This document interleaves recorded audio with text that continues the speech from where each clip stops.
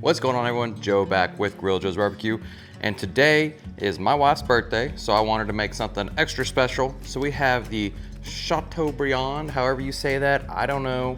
It's from New York Steak and Seafood. I was super excited about this cut. It's been in my freezer, so we thawed it out over the last couple days, and then I wanted to cook it in my sous vide, whatever you want to call it. I've had people tell me I say it wrong on the videos before. I don't really care. It cooks the meat and it does a great job.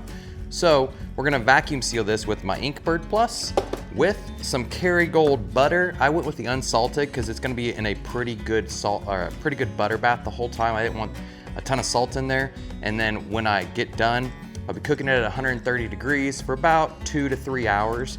And then we're gonna pull it out and sear it on the Weber with the good charcoal. So I got that heating up to 130. We're gonna get this opened up, just dry it off, get it vacuum sealed and get it in here.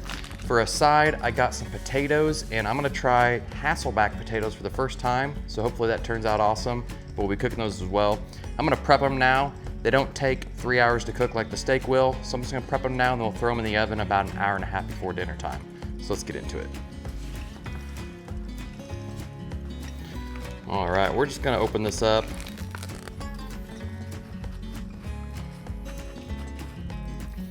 So this is our Chateaubriand, whatever you want to call it.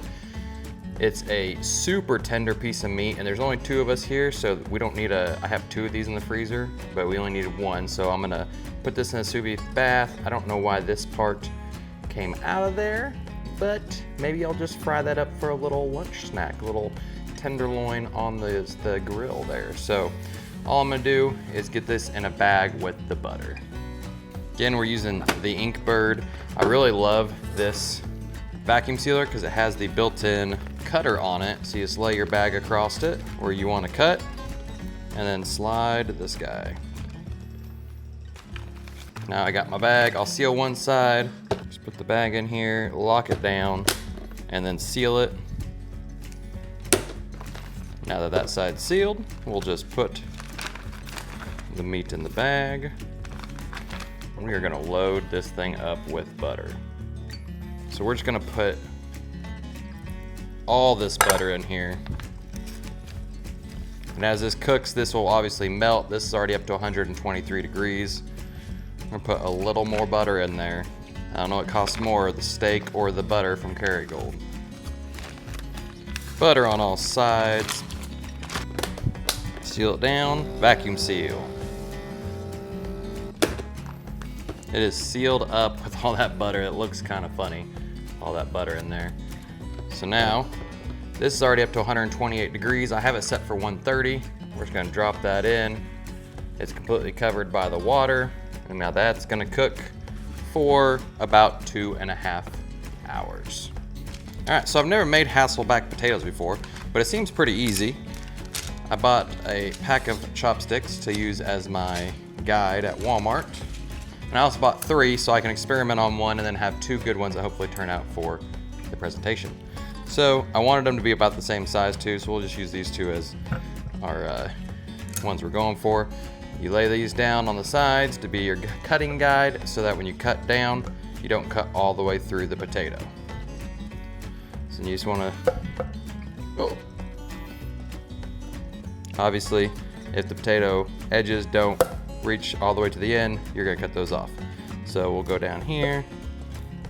That might be a little too low. I'm about to see if I have something else. But your goal is to get about 1/8" slices while leaving them on the potato. So they come open like this. And then when you bake them, you're basting them with garlic, butter, and letting them cook in the oven. So on these ends, you have to make sure you don't cut all the way through because obviously your chopsticks won't reach that.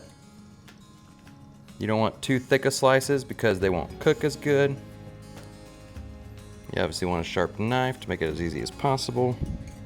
Potato still holds together and it's opening up. And when you cook it, it'll actually open up more. You definitely don't need the chopsticks.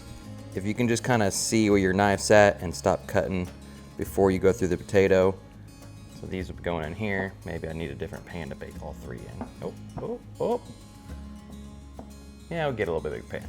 But we're not gonna prep the rest of these until it's time to cook them, because they will only take about an hour and a half. And I'll use that other half stick of butter, melt it down with some garlic.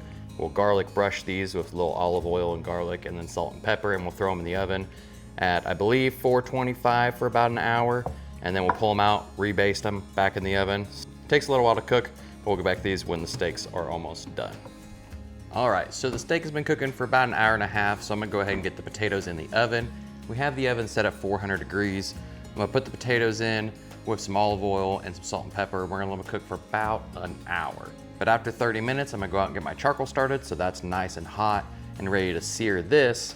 When the potatoes are almost done, then I can pull this off, sear it, let it rest, slice it, and the potatoes will be done. And you want these potatoes out and eating them right when they're coming out of the oven so they're nice and crispy. So I just got a little bit bigger pan here and some olive oil. I'm just gonna put a little in the bottom of the pan for fun, just so the potatoes can sit on it. Just push that around. But I'm gonna put some olive oil in this little bowl. I'm using some of this Drunken Chef SP&G salt, pepper, garlic. This is actually his Say Less, which is a little bit less salt, which I am actually just out of the regular, so that's the only reason I'm using the Say Less. I prefer lots of salt, but you know, you use what you got. I need to make a new order with Drunken Chef. Link will be in the description where to get his stuff. Just made a nice little olive oil and salt, pepper, garlic mixture. And we're just gonna go over these potatoes, make sure we're getting in the crevices. Just wanna coat these potatoes with that olive oil, getting it in there, and that salt, pepper, garlic. As they cook, these will open up a little bit, just like so.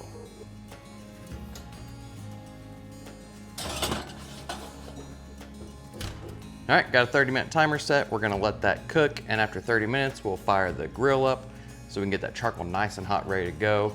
And this butter, I'm just leaving it out so it starts getting a little melty. I might microwave it here in a little bit, or I'll just set it by the oven because it is a gas. So that heat coming out of the oven will help melt this butter down, and then we'll put some salt, pepper, and garlic in there and brush those potatoes after an hour to let that buttery garlicness cook into it. All right, the potatoes have been in for a little over an hour. They're looking awesome. And I think it's time to butter them with some salt and pepper mixture. So we're gonna go ahead and do that. The charcoal is getting hot, and so we'll put this back in for about 20-ish minutes, and I'll go out, sear this front and back, bring it in, let it rest. The potatoes should be done at the right exact time. So we're just gonna mix this buttery mixture. These are smelling amazing.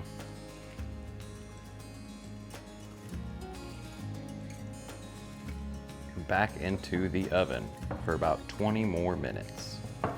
All right, it has been about 3 hours, maybe a little under that. We are gonna pull this out of the sous vide bath. All that butter has melted and it's just been cooking in that butter for the whole 3 hours. Putting them right on this little plate so I can, or this little cutting board so I can take this outside. The charcoal is hot, ready to sear. I'm just gonna pat this dry. I really want the flavor of the meat to speak for itself when I finish this. So I'm going to just be using salt and pepper on it.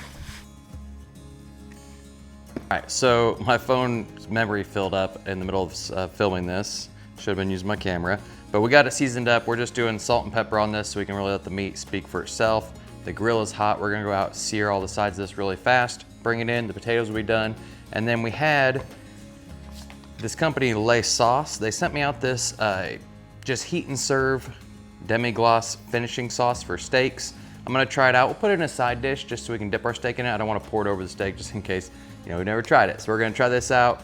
If it's good, link will be in the description. If not, maybe some of their other sauces are good. But we're gonna try it out. So let's go get the steak seared and then we'll heat this up and then have the potatoes. We got that good charcoal company heated up, nice and hot in the Weber. Right on there. All right, so I brought the steak in about 10 minutes ago and been letting it rest on the cutting board. The potatoes are just finishing up. I heated up the sauce. Let's take a look at the steak. So it's a beautiful cut of meat. We're just gonna take a center cut out of this and see how she turned out.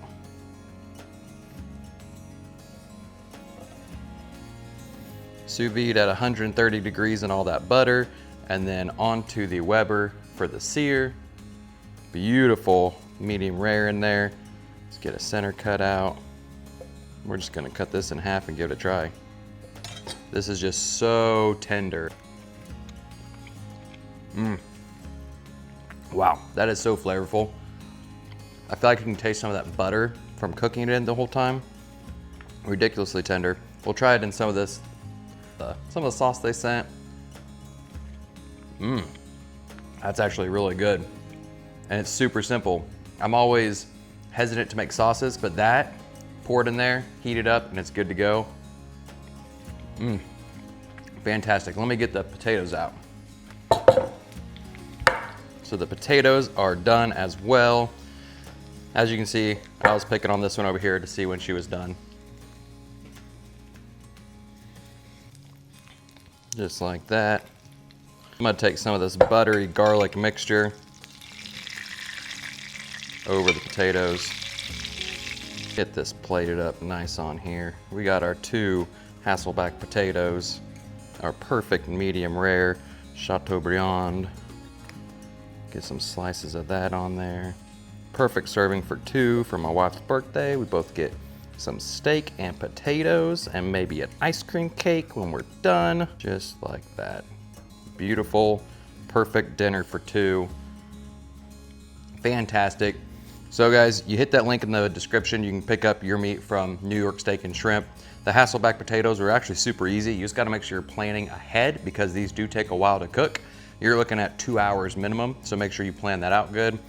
And I love this cooking method for this steak because you just put in the sous vide bath for 2-3 hours, hot sear on the Weber kettle, boom, you're done. Everything's fantastic. Thank you so much for watching, everyone. Make sure you hit that link in the description, get your sauce. Super easy. I'm gonna be pouring that on my steaks here and probably some on the potatoes. That'll be great. Thanks so much for watching. We'll see you next time.